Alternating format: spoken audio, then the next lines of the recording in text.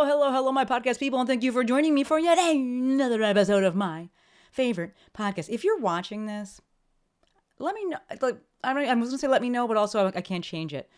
It's nighttime when I'm recording it. I just have a habit now of recording at night. I've been using my extra time on Mondays to do other things. I went and looked for a guitar today. But if you're watching it, the lighting, we're gonna call it artistic. Hopefully it ends up being okay. I could really riff on the tech side of things right now, but let's stay on track. So if you're listening to this, watching this on the day that it drops, it is Monday, January 27th. Welcome to the end of January. Wow. Right off the bat, come to the free Mafia dinner this Wednesday, January 29th, 4 p.m. Pacific. For those of you who don't know, the Mafia is the online community that I run. Right off the bat, I'm going to say that twice, right off the bat. It is $97 a month, right? The dinner is free. The membership, it costs $97 a month, right? I know people want to know, and you hate having to scroll to the bottom of the page and digging around. So well, how much is it? Okay, that's how much it is. The Mafia, technically, it's a monthly mentorship membership that I run, and it gives you access to the dope fucking community of online and in-person business owners, along with a ton of resources, and it's all largely designed to help you build and grow and sustain your online business, right? That's the marketable thing that I talk about. There is a Mafia core curriculum. That's a course that I built out, and that allows for just self-paced learning of it. We have a private Facebook group, which I'm going to get into. It ties into the full episode, where you can ask the things, answer the things, get the things answered. There is a monthly brick and mortar meetup group that's online for anyone that has a brick and mortar business. That's run by our girl Sabrina. And then there's a monthly coaching call that I run. We lovingly renamed it the Family Dinner. I lead some of them. I bring in experts in different niches, my friends, to teach some stuff. I bring in people from within the Mafia that are experts at whatever that is that they do. They lead some. And then we also have a thing called Love Seats, which, generally, colloquially in the industry, we call them hot seats, where you get to sit and ask questions and have the people around you answer them. But hot seats sounds bad, so we call them Love Seats. We are going to be running those at the dinner this Wednesday, and we're opening up the dinner and inviting everybody because I want people to see that this resource exists. I want people to experience firsthand that people like this exist, that a community like this exists. There's zero obligation to join the Mafia if you attend dinner. There's no hard pitch. I will just have it open. If you want to join, awesome. If you don't, that's fine too. All right, there's no pitch, there's no hard pitch, there's no hard sales. You will see this firsthand if you attend the dinner. And if you do join the Mafia, you will learn about this is how I sell, and this is how I coach. Nothing has to be horrendous and in your face and make you feel uncomfortable. So the agenda for the dinner is I'm gonna present an overview of my approach to online business. We're gonna run Love Seats. If you would like to be coached up by the family, you can submit your name. And then we'll do a little behind the scenes, inside, under the hood look of the resources within the Mafia. If you want to attend, again, it's free. The link is in the show notes. Thank you, Courtney. For those of you that have good memory, you can head to www.themovementmaestro.com/mafia-dinner-reservation. Is it reservation? I should probably check that. Mafia. I'm actually going to look right now because I don't want to say it. It is, yes, themovementmaestro.com/mafia-dinner-reservation. So hopefully you have a better memory than I do. I have it written down here and I'm like, that's wrong. But I have it. I said it correctly. All right. So would love to have you come. All right.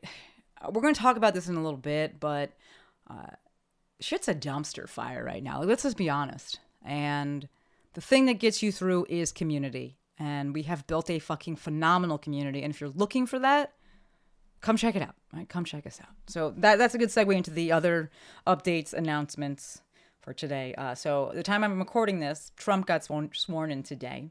Jesus fucking Christ. Just TikTok faked its death and then hailed Trump as the savior, despite the fact that he was the one that put the ban in place and started that all in motion in 2020. It's a bunch of nonsense. Nothing about these times is normal, right? I would say that we're living in unprecedented times, but they're honestly not. Things like this have happened in the past, right before great nations had collapsed. Right? So I personally don't have any specific action items. I don't study those things in the past to be like, hey, this is what happened. Because honestly, the civilization's collapsed, right? But I will say that leaning on, building, celebrating community is a very valuable action item and largely all that we have.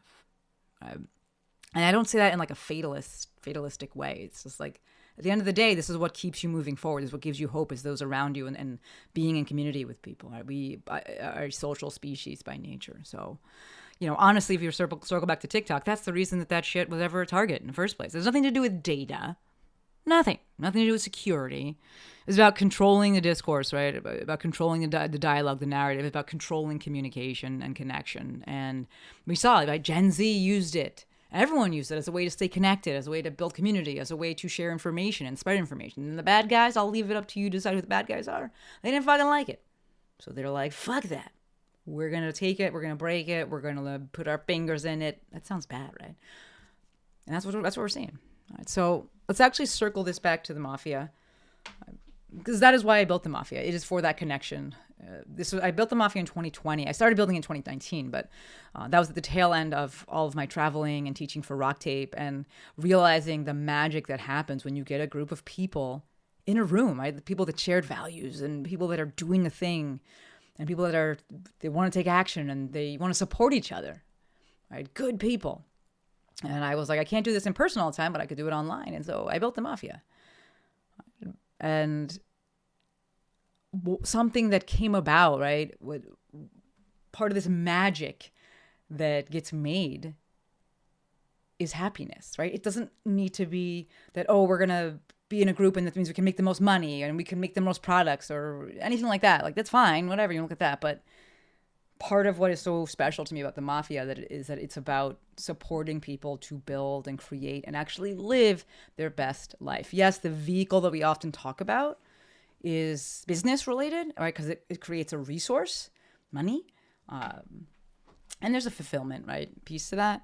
But ultimately, the magic of the Mafia, in my opinion, is the fact that it's this community of people that want to support other people in building and living their best life, right? And we can talk about productivity, because something you can produce is your own happiness and your own joy. And the Mafia does that. Joe actually put together a really dope teaser clip, and it's about kind of like speaks to the intangibles and how, at dinners, people will ask life questions and about parenting and things like that. It's not just about like, how do I launch this thing? I guess we can teach you that.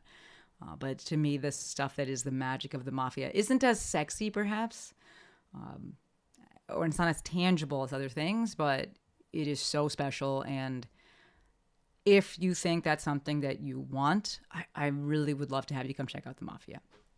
Come out, check out the dinner. Right? So the Mafia, this is a good segue into the full episode here, the meat and potatoes of the episode, or whatever you eat. The Mafia does have a private Facebook group, right? And I'm not a fan of Zuck, but I'm going to use the resources that I have that are most convenient for people. And right now, the benefit outweighs the other shit, right? The benefit of using the Facebook group and using Facebook outweighs the other shit. Leaving Facebook to protest it will hurt my community and the community far more than it will hurt Meta and, subsequently creating any kind of change. But if that switches at some point, I do have things in place so that I can make that switch and the community will be okay and unharmed and the connection will be maintained. And that's what this episode is about. This is something that I've been thinking about for actually quite a bit, and was prompted to record this episode by a question/comment in the Mafia. And one of the mafiosos was speaking with the TikTok ban. So the title of this episode is Professionalizing the Creator Economy. Now, when I speak about professionalizing, I simply mean owning your shit and having it organized. I don't mean being professional in the racist, have a stick up your ass kind of way, right? I mean organizing your shit, owning your shit, optimizing your shit, the commerce side of things, right? I think that for many people, if we zoom out for a second, the dream is to get paid to create, right? If we zoom out, we're looking at getting paid to create, build, make something that we care about in terms of, being a carpenter or a blacksmith, right? That you want to get paid for making something. We can look at that same way, wanting to get paid to make something like art, be a singer, a dancer, right? Those are artists. Or being a modern day content creator, right? We want to get paid to create stuff. We want to get paid to build shit that we love. My push with this episode and in general is to professionalize this. My whole shtick is live your best life. But part of living life and being in this system that we're in is having a resource called money. And one of the ways that we can make money is by having a business and getting paid for the things that we create, which is why I talk about this and which is why I would love to just hang out and play guitar and go to the beach. But I can't do that. So I want to look to figure out ways to create, to generate income and revenue via something I love and help other people do the same thing. So my push is to professionalize this creator economy, aka treat it like an actual business, right? And we can and probably should redefine what that means, right? Treating it like an actual business. When I say that, I am leaning heavily on the commerce side of things, like services and goods in exchange for money. Not talking about optimizing capitalism, right? You got to make money, but you don't have to be a greedy fucking asshole. Also, optimizing the commerce side of things, organizing the commerce side of things, and professionalizing the creator economy does not mean just having a big ass team and outsourcing things. Like I have to say that. Y'all know I'm all about keeping things lean, but I want to say this because I think that there's this like misconception that if you have people working for you, then like you've made it. And I do have feels around that. I have a team and I love, they're a team. I don't like thinking of like these people work for me. I think that there's some fuckery in how I see people talk about things and how I see people glamorize. Like my team is working while I'm on the beach and I'm like, that is fucking terrible. Like what? So when I talk about professionalizing it, I am largely speaking about organizing and optimizing and owning the commerce side of your business. To that end, all of this to me largely means or leads to or results in you protecting yourself, protecting your business, and thereby protecting your people, right? Because if your shit gets shut down, if it gets taken away, your people lose out.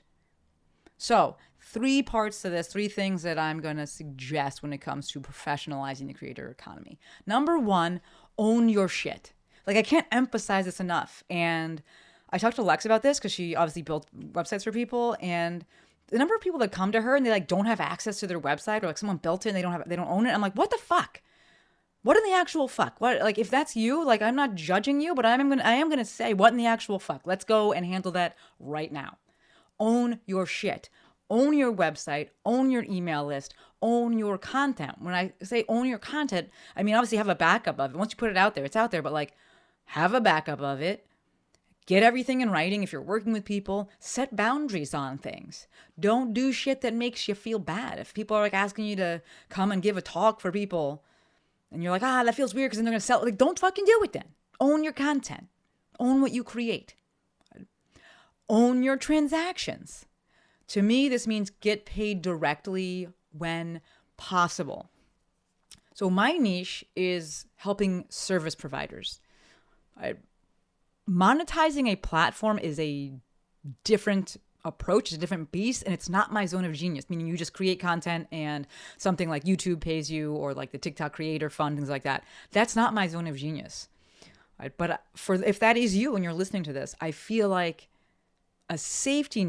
creating a safety net would be to have an additional source of income where people, your audience pays you directly and you're not solely reliant on a platform pushing your content. Because if the platform goes away, like we saw with TikTok, you're fucked. So by all means, have that as well. I think that's amazing. Like that's super cool. You get to create content, put it out there, and like it gets pushed out and people watch it. And because people watch it, you get paid. Fuck yes, amazing. But in terms of creating safety net, protecting yourself, protecting your business, protecting your people, if you can create a method by which you get paid directly, your people pay you. This is why I teach what I teach in terms of, people providing a service, and whether that's education or direct service for people, and then their people are paying them as opposed to the platform paying them. Right? So own your transactions, get paid directly when possible. Avoid platforms that hold your payments. That's a bunch of bullshit. Teachable does that, and you get a lot of affiliate models do that as well. And you don't get paid for another 30 days, 90 days. It's not a lot of nonsense. Avoid that if you can. That's why I don't like Teachable. And the subcategory here would be pay your fucking taxes. Right? We are taxed at historically low rates. Fucking pay your taxes. Right? My number one recommendation for all things financial related is going to be Sandy York. She's Fit Money Coach. Get organized with your finances. I know that it can feel scary and things like that. And I don't think that you have to track every single penny by any means. But just knowing where things are, knowing, what's coming in, what's going out, and having someone help you organize that, do that, right? Owning your shit, organizing your shit. Fit Money Coach. Second order of business here, control communication with your people, meaning run everything through your own email list and back up that email list quarterly. What it means to back up an email list is to export what's called a CSV file. It's a fancy name for an Excel spreadsheet of the names and the email addresses. You back that up quarterly, you're fine. But this way, everything's going through email, you own it, and you have to use an email marketing service for this.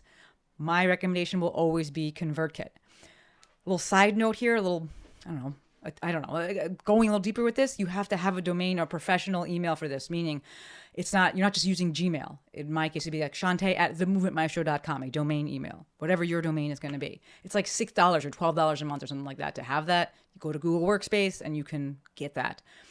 You need that because that's going to ensure that, or at least maximize the likelihood that your emails will not go to spam. Okay. So yes, there's some steps to be had here. Professionalize your creator business, right? Professionalizing the creator economy. This is future-proofing yourself. Wow. Leave it in, Courtney. Future-proofing your business, right? Protecting your business, protecting your people.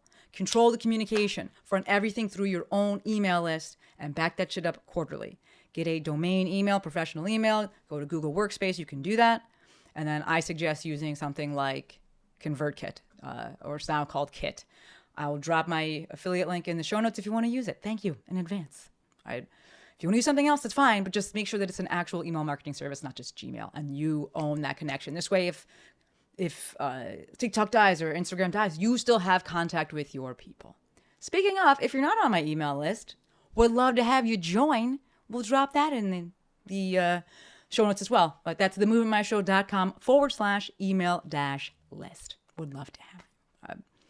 And then part number three here of professionalizing the creator economy, be aware of the convenience tax.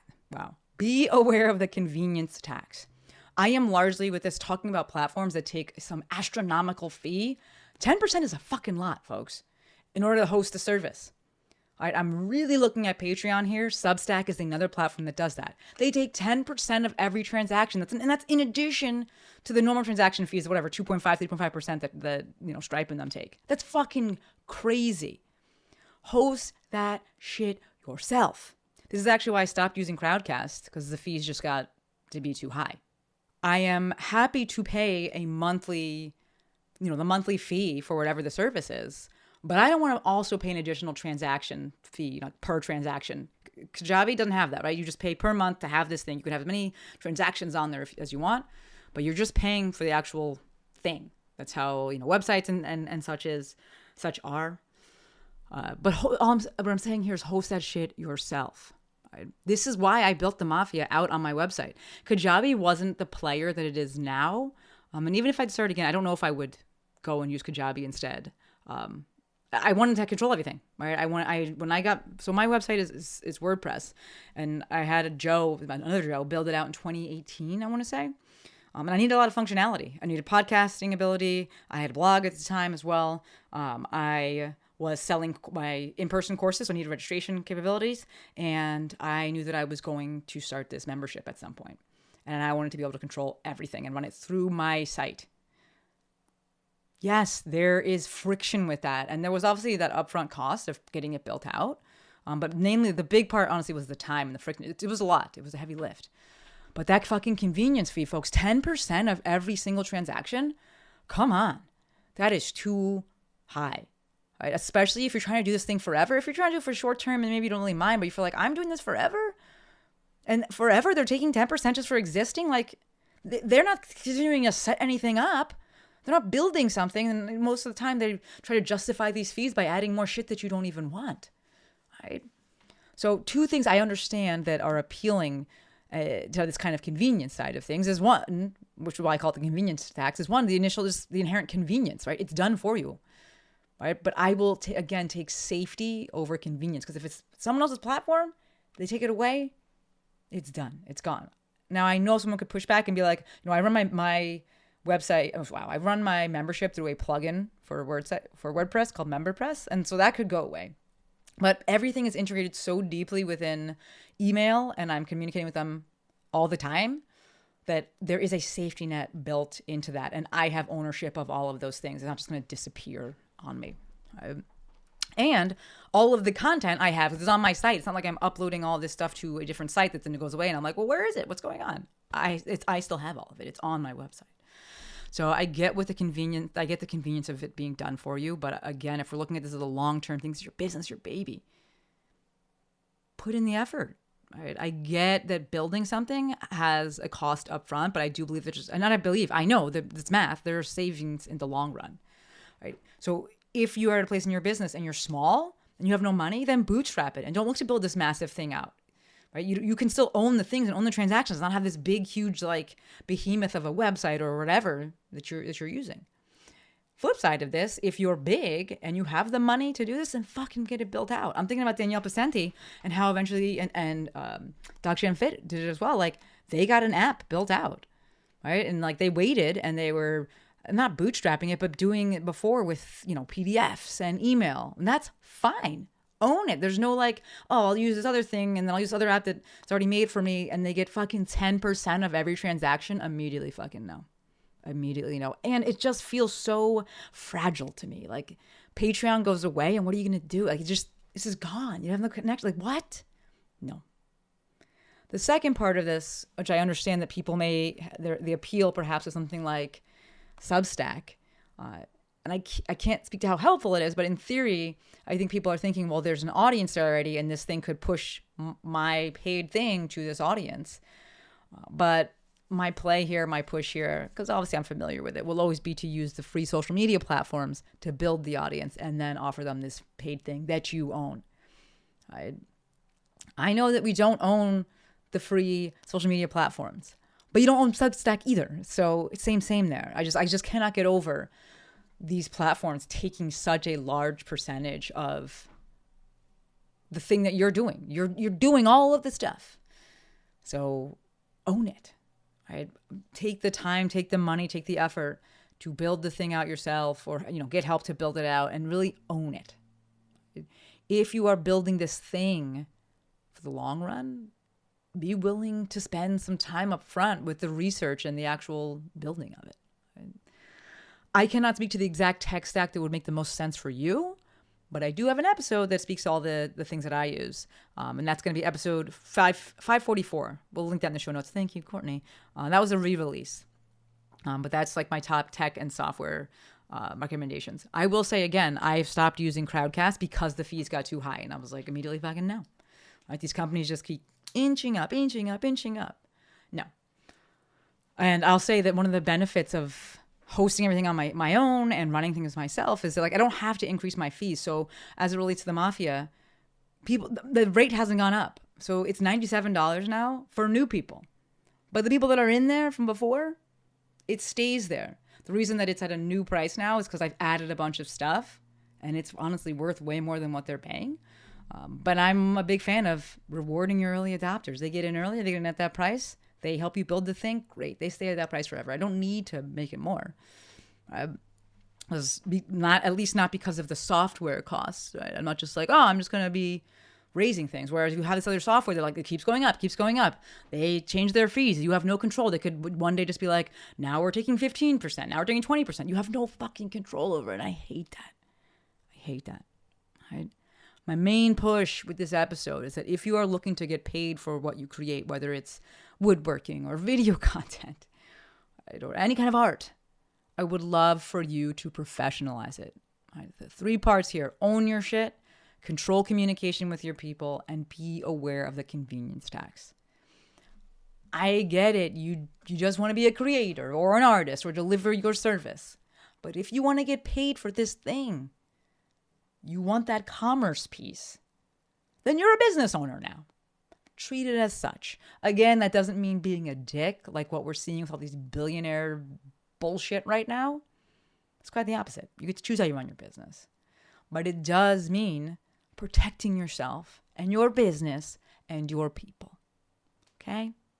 All right, I'm getting riled up. Gonna end it here. Rupi, he's here with me. Also, if you're watching this on YouTube, that's not a lightsaber. My sister was like, that a fucking lightsaber? And I was like, no, it's not a lightsaber. That is just an LED light I got back there. But don't forget, dinner this Wednesday. Would love to have you. www.themovementmaestro.com/mafia-dinner-reservation. It's free. I'm not going to fucking spam you. You don't have to sign up. You have to register for the dinner, but you don't have to sign up for the Mafia after. Just come hang out. I want you to see that communities like this do exist. I want you to see that there's a better way to do online business. I want you to see that you can exist within a group of people that want to see you succeed. That is actually a real thing. So would love to see you. If not, that's also fine. Good. All right. That's all I got for you. Until next time, friends, as always, endlessly appreciative for every single one of you. I'll say it again. Until next time, friends, because it's habit, Maestro out.